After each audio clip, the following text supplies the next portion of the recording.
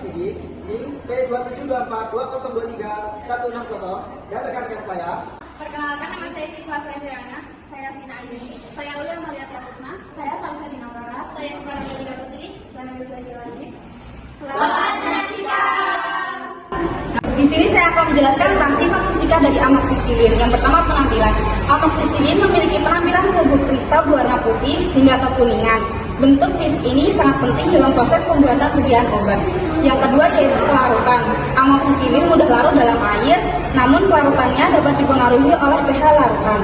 Sifat larutan yang baik ini memungkinkan obat terserap dengan cepat di dalam tubuh setelah diberikan secara oral. Kemudian yang ketiga yaitu stabilitasnya. Amoksisilin stabil dalam kondisi kering, tetapi dapat terurai dalam larutan asam maupun larutan basah kuat. Oleh karena itu, penting untuk menyimpan amoksisilin pada kondisi yang tepat untuk menjaga kualitasnya. Kemudian yang terakhir yaitu titik leleh. Amoksisilin memiliki titik leleh yang spesifik yang dapat digunakan untuk mengidentifikasi dan pemurnian. Selanjutnya saya akan menjelaskan mengenai sifat kimia amoksisilin. Yang pertama yaitu struktur molekul. Memiliki gugus beta-laktam yang khas pada strukturnya. Gugus ini sangat penting dalam mekanisme kerja amoksisilin sebagai antibiotik, yaitu dengan menghambat sintesis dinding sel bakteri. Yang kedua yaitu sifat asam. Amoksisilin bersifat asam lemah karena adanya gugus karboksil. Sifat asam ini mempengaruhi kelarutan dan penyerapan obat dalam tubuh. Yang ketiga yaitu reaktivitas. Dapat bereaksi dengan asam kuat, basa kuat, dan oksidator kuat. Reaktivitas ini perlu diperhatikan dalam proses pembuatan dan penyimpanan obat. Yang keempat yaitu aktivitas antimikroba. Mempunyai spektrum aktivitas antimikroba yang luas, efektif terhadap berbagai jenis bakteri gram positif dan juga gram negatif. Di sini saya akan menjelaskan mengenai absorpsi dari obat amoksisilin.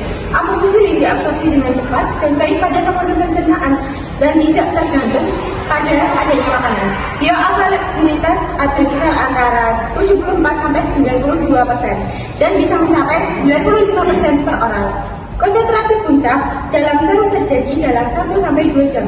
Waktu puncak dalam plasma darah bergantung pada bentuk sediaan, yaitu dalam 2 hari untuk obat bentuk kapsul dan 3 hari untuk obat bentuk tablet dan 1 hari untuk suspensi. Karena amoksisilin dapat diekspresikan di ginjal, konsentrasi dalam serum akan meningkat pada penderita gangguan ginjal. Absorpsi per oral pada neonatus lebih lambat, sehingga konsentrasi puncak dalam serum pada neonatus didapat dalam waktu 3-4,5 jam. Selanjutnya, distribusi obat amoksisilin terbanyak dalam cairan tubuh dan bola, termasuk paru-paru, sekresi bronkial, sekresi sinus maksilaris, empedu, cairan pleura, sputum, dan cairan telinga tengah. Konsentrasi obat di dalam cairan cerebrosinal. Kemudian ada metabolisme obat amoksisilin. Biotransformasi amoksisilin terjadi di hepar. Waktu paru amoksisilin kurang lebih 1 jam pada orang dewasa, sedangkan pada anak bisa lebih singkat. Waktu paru pada neonatus cukup bulan berkisar 3-4 jam. Pada infan dan anak-anak berkisar 1-2 jam, dan pada penderita gagal ginjal lebih memanjang. Dan 50-80% dosis amoksisilin diekskresikan melalui urin tanpa berubah bentuk. Ekskresi obat ke ginjal akan lebih lama pada neonatus dan infan, kurang lebih atau sama dengan 3 minggu karena fungsi ginjal yang belum sempurna.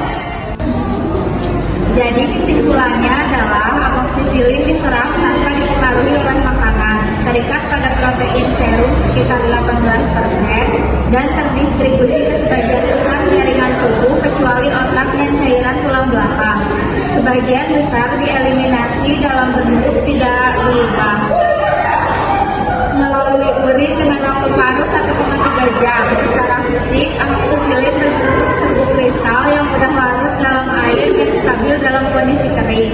Secara kimia, amoksisilin memiliki struktur beta-laktam yang menghambat sintesis dinding sel bakteri dengan spektrum antimikroba luas terhadap bakteri gram positif dan gram negatif.